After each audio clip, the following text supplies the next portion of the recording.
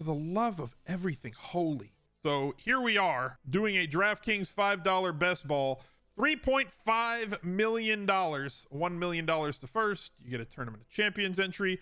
I wonder where we're picking. It's not in the top 6. Where are we picking? Thanks. I hate it. I'm picking 9th again. That's all I do is draft from the 9 spot. He's a legend. Another 9 spot draft for me. Just for a little variety. This is what it looks like when I draft from the 9 hole. For the love of everything holy. The Influencer 1.09. Yep, streamer loot. That's what we get. 20 round draft, best ball, tournament style. Let's see what we get. It's so ridiculous. So drafting on DraftKings is way different from drafting on Underdog for a few different reasons. One reason, full PPR with bonuses versus half PPR with no bonuses. I tend to steer clear of drafting a lot of early running backs. I tend to go with more 0 running back approachability. That's just the way that I do. I am going to draft 2 running backs. And I used to not draft a third until like the 10th round. But like DraftKings has, the community on DraftKings, the drafting community on DraftKings has really made it difficult to wait that long. The running backs that I'm getting on DraftKings in that 0 RB range are going in like the 7th, 8th, 9th round. So it becomes a lot more difficult to wait as long as I want to wait and still feel comfortable with the back end of my lineup. So I've ended up going usually hero running back is the way that I go, running back and chill, bell cow and chill for a few rounds. I've tended to go 2 running backs in the first 4 or 5, and then I'll go for another one around rounds 7 through 10 from those zero RB type guys, the guys that I've listed on that 0 RB running back video. Go look for that card up above and check that video out. Guys that I'm targeting, their price tag on DK has risen because the community on DraftKings seems to be a lot more running back happy, I should say. Please, one time, don't draft Dalvin Cook. Don't do it. Dan Dink. Dalvin Cook there been such a ridiculous. I'm going Lenny. If you have not checked out the top 10 running backs video, that is going to be live on this channel as well. Go check that one out. I personally have Leonard Fournette above Swift, and I have Dalvin Cook as like my number 4 running back. So he would have been an absolute steal to grab at that point. Swift is solid. Saquon is solid. I just prefer Lenny. Mark Andrews still available.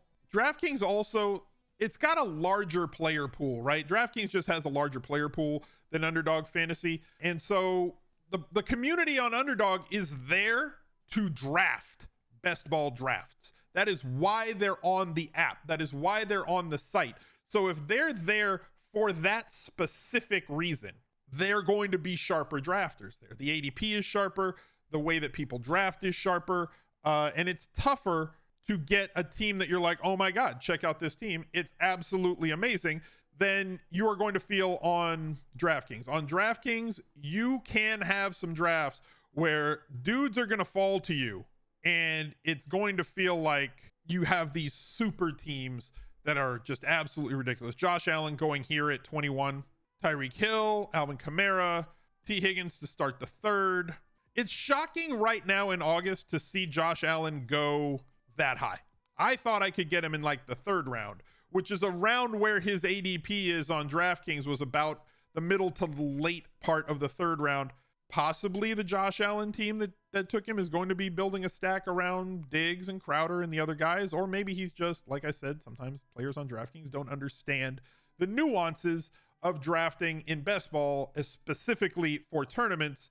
And they just draft because DraftKings does not have that best ball only audience. People are there to play DFS. People try it out because, hey, I like fantasy football and I'm here to play MLB, or sports betting audience where they're not really steeped or as steeped in. See, there goes Ezekiel. Like I said, the running backs just kind of fly off the board. It's just the way that drafts on DraftKings go. So you end up with these really weird draft scenarios. There goes Travis Etienne.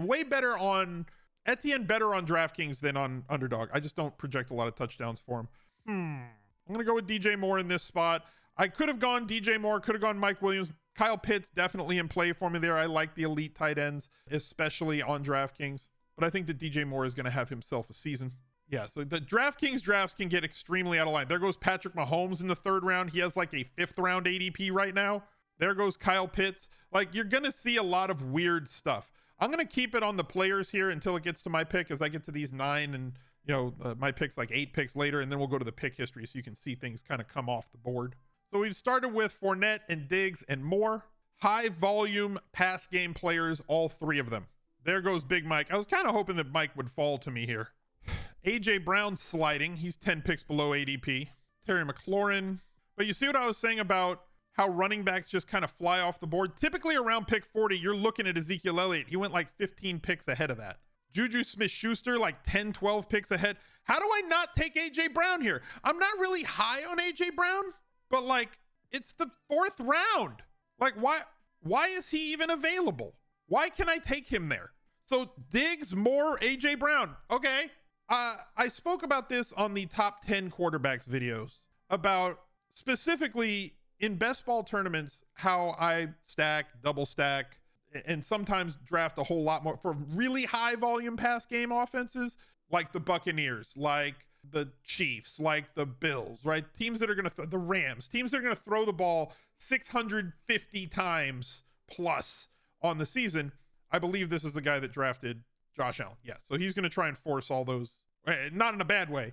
So like, at least I've got him as a sharper drafter at this point than the typical DraftKings field. Justin Herbert going at 44. So like the Chargers being another offense along those lines that can support multiple different pass catchers, right? Let's see if he was somebody who drafted. Nope. Herbert, Elliott, Chase, Andrews. Didn't get Big Mike, didn't get Keenan Allen, just like, I want Herbert alone.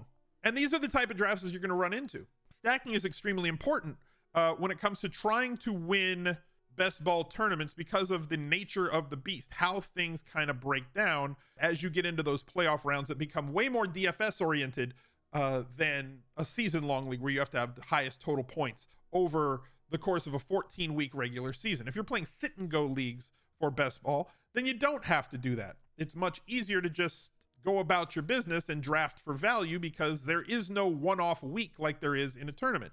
So specifically for AJ Brown, I don't project his team, the Eagles, to be a very high volume passing attack. I think it will be more efficient than it was last year, right?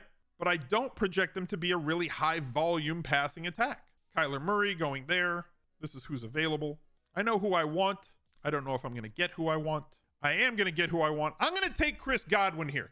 I know that he's got, you know, dealing with the knee injury. He may not be ready for the beginning of the season, but like, that's okay, especially with the start that I've had with this team with 3 extremely quality wide receivers. I can pair him with Leonard Fournette, and that puts me in a situation where even if he's not ready for 3-4 weeks, I can survive those weeks and then move on throughout the season as he gets more and more healthy. CM Los, thank you very much for the Prime sub for 39 months. That's a long time. Big fan of Godwin. Let's mark Gage because I want to see where he comes off the list.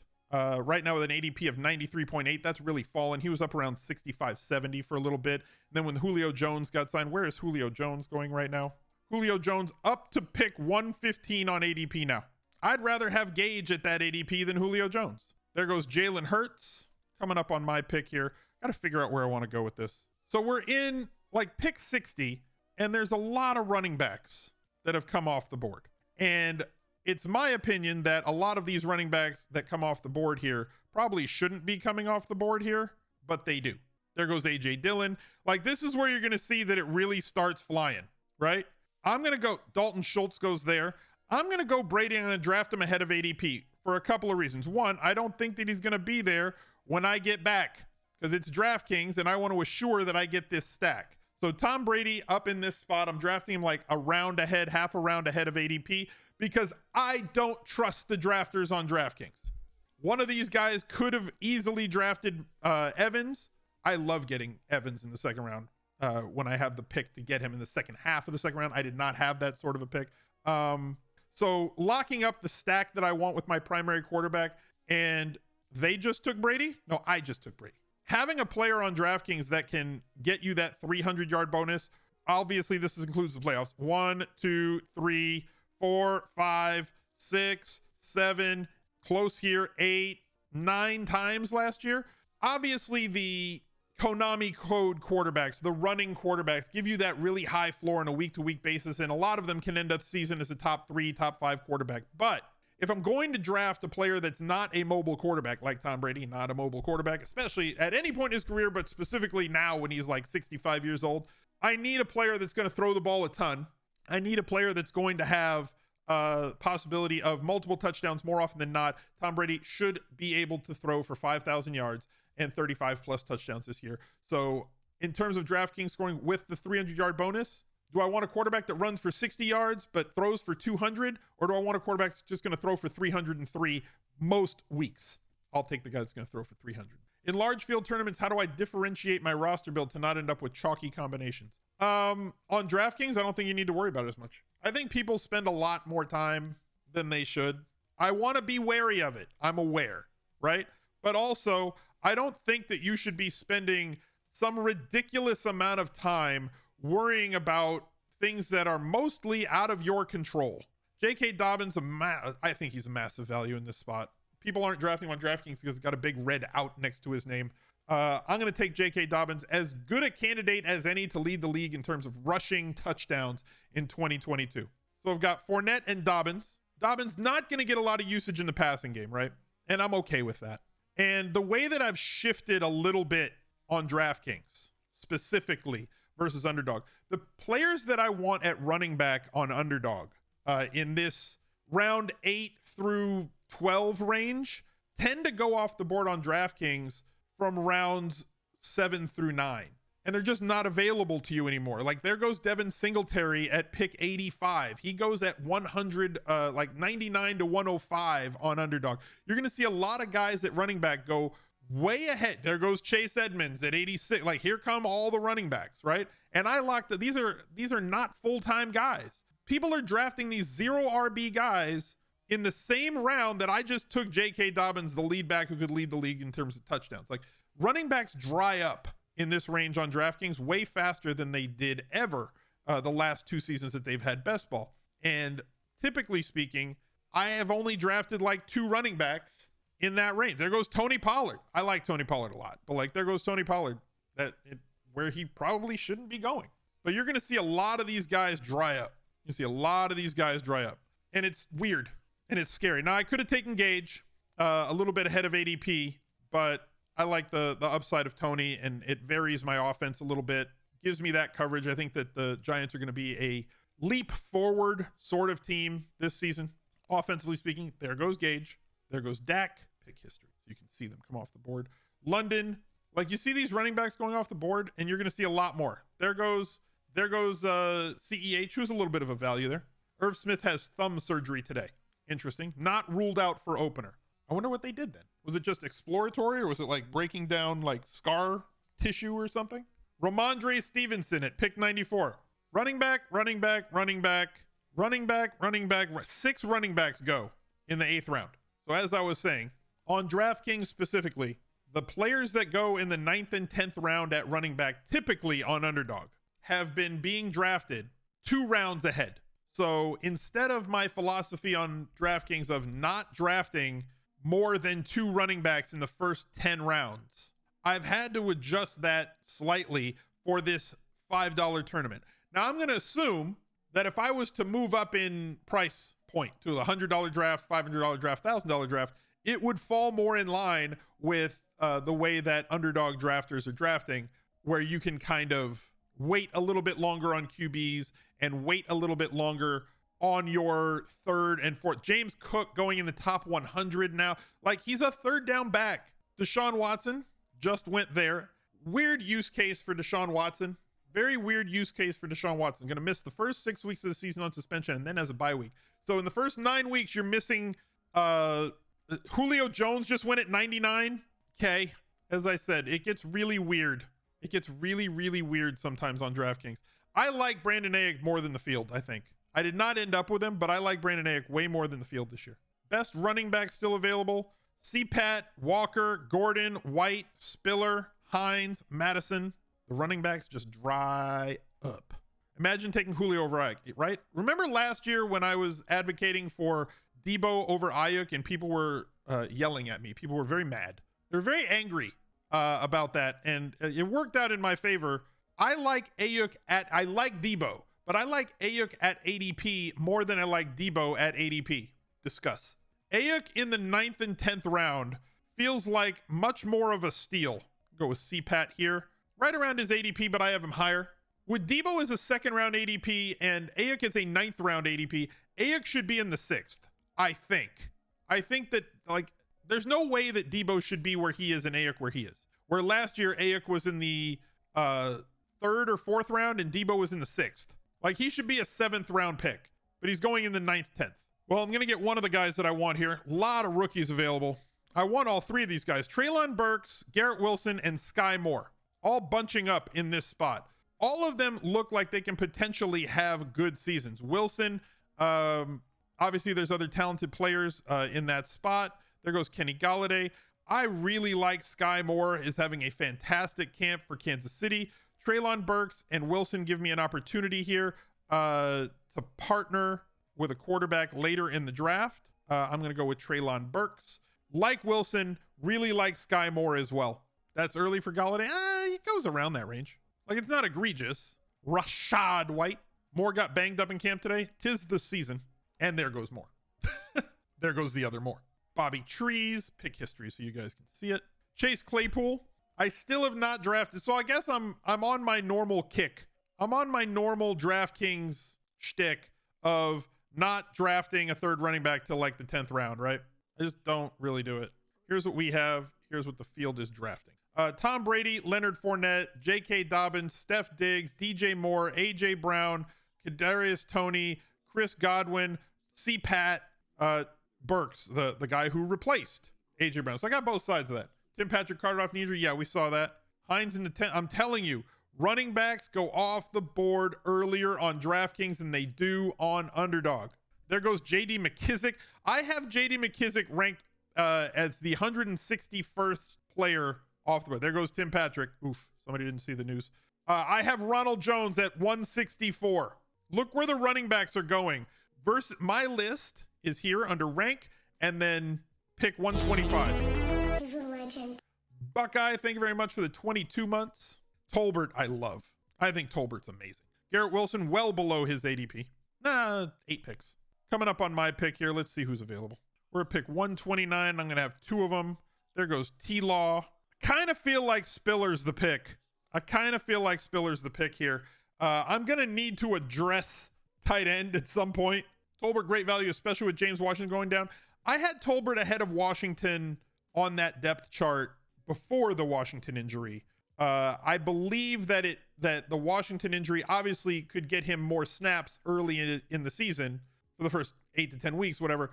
But I think that the big bump is for Tony Pollard for the Washington injury. I think that they were going to line him. I wanted Irvs. I think that they're going to line up Pollard at slot a little bit, and I think they're going to line him up more now with the absence of one wide receiver. I also think that they could go sign somebody, maybe Will Fuller or a player of that ilk. Jacoby Myers got me 2.1 million. Not really. That's just a commercial. Ooh, Madison would have been good there. I have to address the tight end problem on my team at this point because I don't have one. I don't love Gesicki, but like I'm getting a discount on ADP, and he has been a solid target guy. He is going to be 3rd in the pecking order this year. I'm going to see games like this where he gets 3 or 4 targets, but at least he's solid, has game-breaking ability, because of his athleticism. Just never been that great at football, and should line up more against linebackers now, where he has his biggest advantage against linebackers and safeties, as opposed to him lining up against cornerbacks like they have him when they line him up outside previously. So he's going to get more advantage situations this year, and we could see a bit of a bump from him. Gerald Everett on the Chargers now. Like that pick. I like Gesicki more than Everett. You probably would have went Alberto. I think Alberto could still be there for my next pick. That's why I went with him. And Alberto could be splitting time with the rookie as well. It's not going to be a situation where Alberto runs routes on 75% of dropbacks. Kenny Gainwell, Algier, Pierce. A lot of interesting data on rookie running backs drafted in rounds 4 through 7 in the NFL draft, outperforming their ADP. The question is, how much are they going to outperform their ADP by, right? So our build right now is looking like 1 quarterback, 4 running backs, 6 wide receivers, 1 tight end. There goes Tua at pick 144. I like that pick. I like Crowder. Gainwell, I think, is, I don't know. I don't hate him. I think that there's no path to Gainwell being a 70% running back. And there's the guy. I think that Michael Carter has more of a path to being a 70% of the snaps and touches running back than Kenny Gainwell. Both are dependent on the guy in front of them getting hurt. Both of them currently will have a role with their team. But in the case, there goes Aquabunum. In the case that Breece Hall gets injured, Michael Carter immediately becomes a 70 to 75% of the snaps running back. If Miles Sanders gets injured for any serious length of time, I don't see that as being the case at all for Kenny Gainwell. I don't see any way of him becoming that type of player. Round 13, pick 153. Running back still available. Herbert, Williams, Mostert. It's like, you see how fast running back tends to dry up on DraftKings? It's so weird. It's the weirdest thing. I've got 4 of them. I'm good. Diggs is allegedly getting offensive reps in camp with Dak Prescott, so that's funny. He was one of the top. Go Daniel Jones here. I've got Kadarius Toney. It's fine. He was one of the top wide receivers in his high school recruiting class, and then he went to Alabama, where everybody is a top 1, 2, 3 recruited wide receiver. He was in a wide receiver room with like literally every first round wide receiver being picked from Alabama the last few years, Devontae Smith and like everybody else, you know, like, so it was like, hey, you should play cornerback. So he went and played cornerback.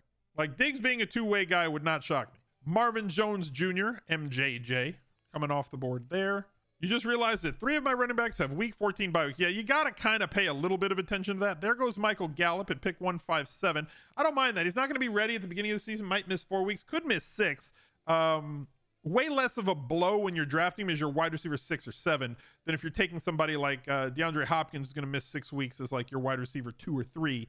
You have to cover it a lot more. Like where I drafted Godwin as my wide receiver 4, already having a bunch of players under him.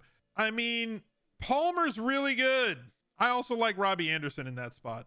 But like, I like the upside of Palmer playing in that offense, being the third fiddle over Robbie Anderson, who should also be the third fiddle behind not 2 wide receivers, but DJ Moore and CMC. And I already have DJ Moore in this team, so there was no need for me to go after Anderson. Although I could pair him in a secondary, actually my third quarterback. I typically do go with 3 quarterbacks on DraftKings. Because of the 20 rounds, it gets really thin near the end. DK season long, there are no start-sit problems. No, it's best ball. So it will pick the best starting lineup for you for that week based on who scores whatever points. There are no transactions in this league. There are no waivers. There are no pickups and drops. There are no trades. There is nothing. It is a war of attrition. You're going to draft 20 rounds of players. If they get injured, oh well, sucks to suck. And you want to try and put together a lineup that is correlated with itself, having players that play with each other, quarterback, a couple of pass catchers, or players that are playing against them in the playoff weeks. Look at weeks 15, 16, and 17 and see where your stack is, and then pick one player possibly on the other side of that, right? I think the Falcons play the Buccaneers in week 17 this year. I might be wrong. The Chargers play the Rams. The Bills play the Bengals.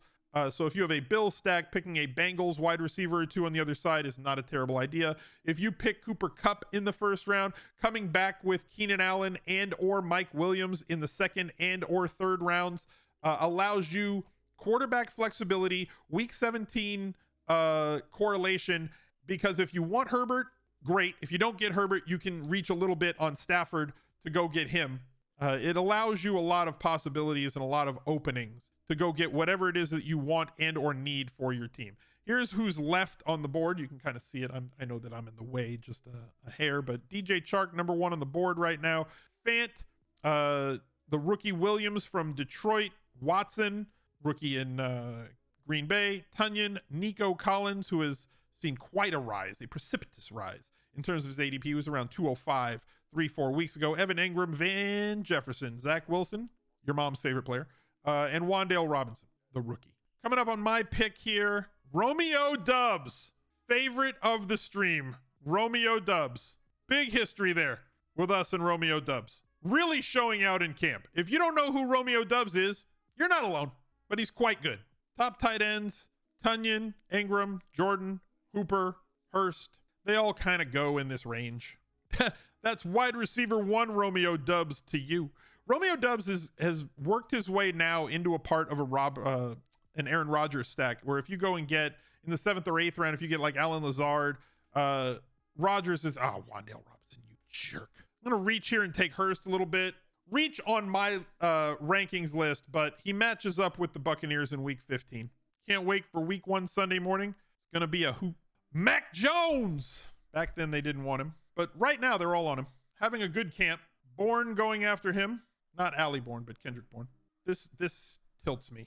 I kind of wanted Wan'Dale there to go with my my secondary stack of Daniel Jones and Kadarius Toney. Darrell Williams backing up Connor, a solid, I believe that's a really solid 35-40% running back guy who could easily turn into, if Connor gets dinged and misses a couple of weeks, he immediately turns into a must play in daily fantasy. There goes Zach Wilson. Kind of want one of these running backs. Go with Jerick McKinnon in this spot. You never know what they're going to do in Kansas City, and McKinnon looked good in the games that he played a lot of snaps, so like I'm not expecting a whole lot out of him. This is the part of the draft when people get really critical, right? Oh God, I hate your 5th running back. He's my 5th running back. Like if I'm relying on Jerick McKinnon, like that's a problem with Fournette and Dobbins, in front of him. You want to take guys that have upside, guys that have a path to, right? So CPAT, we know, is going to have a role, albeit on a really terrible team.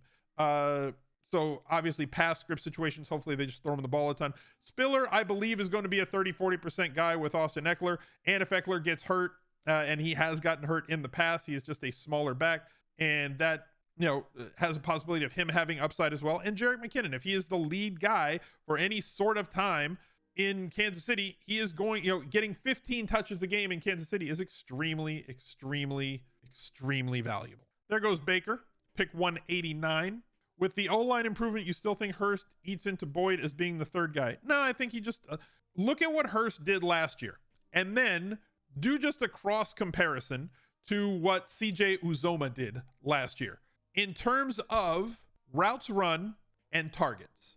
That's it. I'm not talking about yards. I'm not talking about catches. I mean, catches come from targets, but I'm not talking about the measurables, not talking about touchdowns or anything like that. Just look at how many routes Uzoma ran and how many targets Uzoma got, and then realize that they just kind of swapped out Uzoma for Hurst. And you're going to get that same sort of usage in an offense that is not going to change all that much from one year to the next. I want to go back to all. Apologies for that. You guys can see everybody flying off the board here. Devin Duvernay. Raheem Mostert. Brother Raheem going in the 192, the last pick in the 15th round? Or is that the 16th round? I can't. Jared Goff. So we are sitting on 2 quarterbacks, 5 running backs, 7 wide receivers, and 2 tight ends. I typically will end drafts on Draftkings because of the 20 rounds with 3 quarterbacks, 6 running backs, 8 wide receivers, 3 tight ends. Just your 3-6-8-3 build. You don't have to build that way. You draft whoever you want. That's fine with me. Draft whoever you want. My way does not mean that it's the right way. It's just a way. Do I like James Robinson at all? I do. Kyle Rudolph, I probably would have picked Kyle Rudolph there. Will Fuller, I could have picked Will Fuller there. I was 100% going to pick Jamison Williams right there, though, and I did not get him. I'm going to go with Tunyon. That gives me my 3rd tight end. Obviously, I did not pick a tight end in the first 5-6 rounds. That's where you get the premium tight ends. I heavily advocate for premium tight ends this year because those top 5 guys, Kelsey and Andrews and Kittle and Pitts and Waller, get so many more targets than everybody else. But in DraftKings with full PPR, none of these guys down here are getting bonuses, but Tunyon and Hurst and Gesicki hopefully can put up enough of a fight for me to have a usable 10-point tight end more weeks than I don't have a usable 10-point tight end. But the massive difference is those top 5 tight ends should average 14 to 22 points per game between the 5 of them. It's just such a massive advantage to just chalk up that, let's say, 17 points and let everybody else figure out where they could possibly get 10 or 11. And by the end of a 14-week regular season, it does add up. Do I like James Robinson at all? I do like James Robinson. Where he's being, again, this is ADP specific. I don't like Travis Etienne where he's priced. If Travis Etienne was going around pick 50 to 55, I'd be in with you on, I am not in where he's being picked, because I don't think that with Robinson being healthy that they can just oh, thank God. Kenyon Drake goes there. I wanted Zamir White. I'm going to get Zamir White below ADP. It's my opinion. As always, I'll caveat this with, as always, I could be wrong. The Raiders have two running backs that they are in the last year of contracts, one of which they chose not to extend, Josh Jacobs. This regime drafted White. They did not take Kenyon Drake, who's in the last year of his contract. Later round drafted running backs, as we mentioned earlier in this video, do tend to outperform their ADP. And this is a team that at some point this year could have eyes towards next year. As the season goes along, I expect to see more and more of Zamir White. I think that he's going to play over Kenyon Drake by week 2 or 3. And I think that in the case that Josh Jacobs does sustain any sort of injury, it's going to be Zamir White in the lead role and not Kenyon Drake in the last year of his contract. They're going to build around the players that they drafted, the players that they wanted, the players that this regime has picked, as opposed to the ones from the previous regime.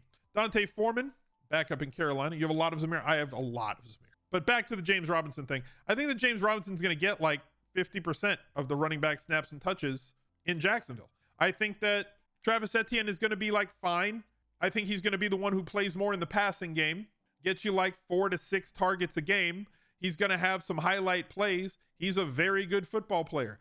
I just don't believe that Travis Etienne's going to get enough run inside the 5-yard line.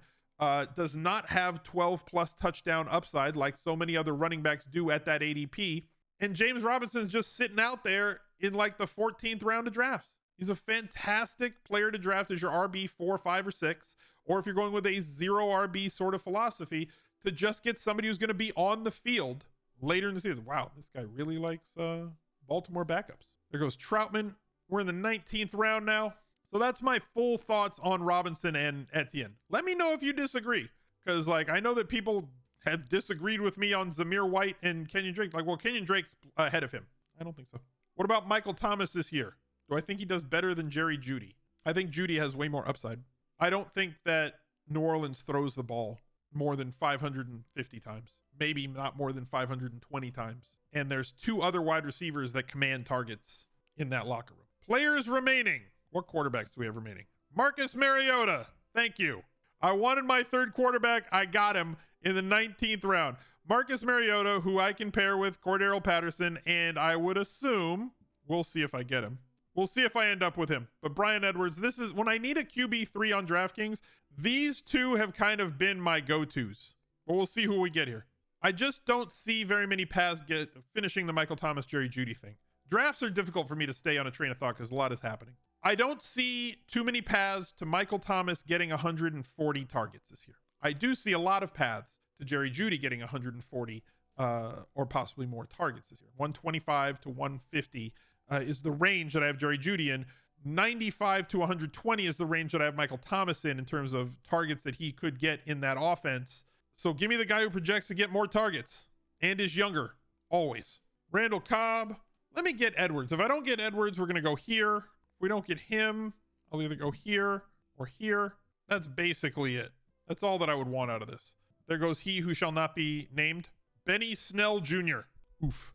20th round, though. There's no oofs. Ooh, one of my Rainmakers things sold. My balance just jumped. Y'all didn't see it because Headlock made me a really nice balance cover because too many people in the replies on YouTube are 6 years old. I see his balance. KJ Hamler, solid pick, especially in light of the Tim Patrick injury today. I hope that he comes back very soon.